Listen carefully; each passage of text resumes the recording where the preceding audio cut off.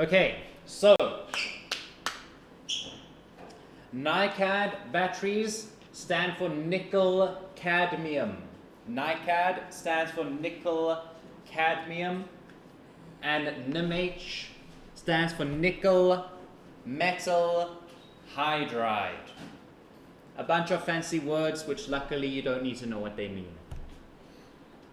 Okay, however, you do need to understand how these batteries are designed. You're going to see that in the middle of the battery, what do you think that thing in the middle of the battery is? It's the cell. It's the place where your power is stored. Therefore, we can see that NiCad and NiMH batteries tend to have one cell.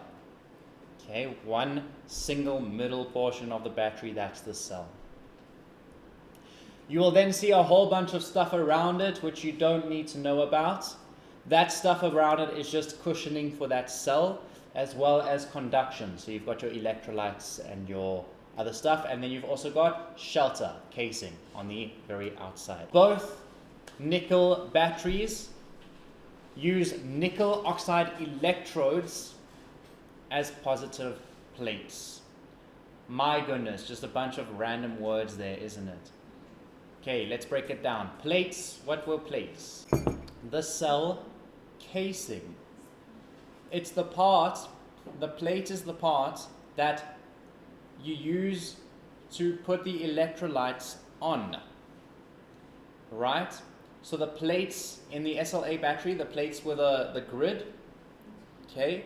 In this one, the plates are actually the top and the bottom of the battery. You see how on this battery, all of this is just casing. So there's no way for the electricity to get in.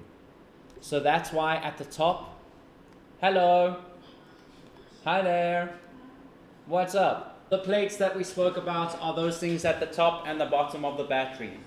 The top of the battery, the positive electrode, is where power is brought in. It's the entrance. Okay? The bottom of the battery, the part that goes inside, we all know what these batteries look like. Okay? The part that goes inside, where if you plug it in, it uses the spring part, that is the exit. Okay? So that is where the electricity from the battery goes into the device that you're using. Okay? So this part at the top here, that one, that plate, it literally looks like a plate, right? A metal plate, and it sticks out. That is called your positive electrode. Okay? Electrode is just a fancy way of saying this type of plate. Because you've got your grid alloys in your SLAs, that is a plate, but it's called the grid alloys. In this, you get your positive and negative electrodes. Also plates, but they are called electrodes. So the material that these electrodes are made out of, the positive electrodes, is made out of nickel oxide. Okay, it's just a kind of, it's a metal substance. Okay, both have very similar chemical reactions at the positive electrode. This categorizes them as nickel-based batteries. In other words, the chemical reaction is one that allows them to bring in the electricity into the battery.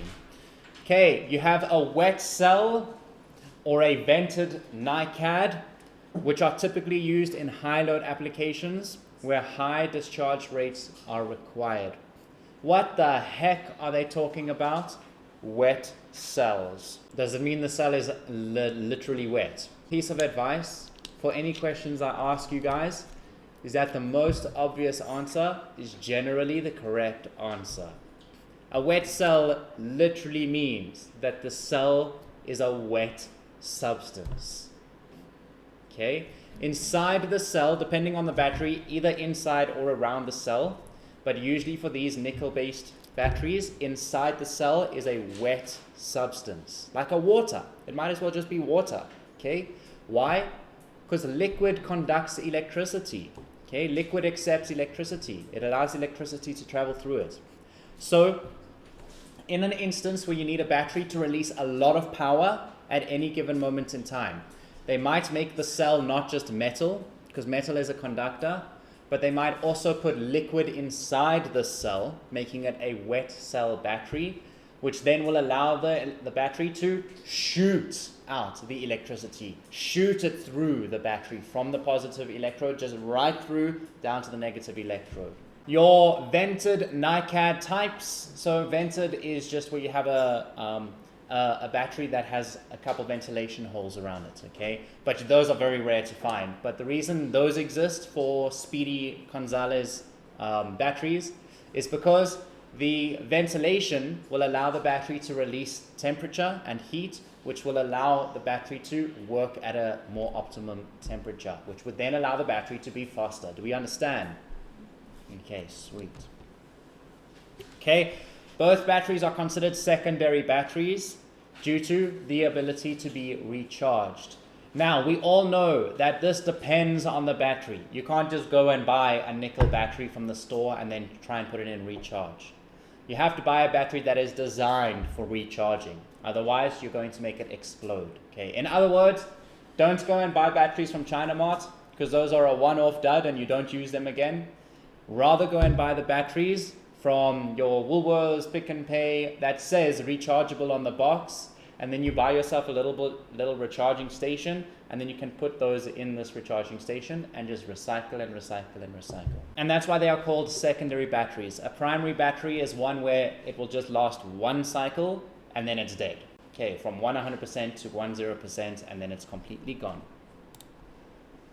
Okay, typical applications. The minimal use of NiCad, or there is minimal use of NiCad or NIMH batteries in your RPAS or your UAS operations. Your drones. Okay guys, drones don't use nickel batteries. Drones use lithium batteries. However, nickel batteries can be used for such things as the anemometer, such as your wind measurement devices, which is the anemometer, but you get other ones as well. Okay, I think you get the idea, right? Nickel batteries are used for smaller tool type applications. So a drill, electric drill, is going to have a nickel battery. A electric saw might have a nickel battery. Electric toothbrush, nickel battery. Okay. A general understanding to this is that if it's a nickel battery, especially I think it's the NIMHs, they tend to be built into the device, and you put the whole device on charge rather than take the battery out and charge the battery itself. Okay. All right. In UAS, in drones, this battery is used in selected subsystem power requirements, like we talked about, if you're going to have a power tool or an anemometer or something of the sort. Okay. The weight of these batteries is their biggest drawback when it comes to aircraft use. This battery weighs a lot and doesn't store a lot of power on it as a result. It's far better for those applications where you need a lot of power to be released at any given moment in time.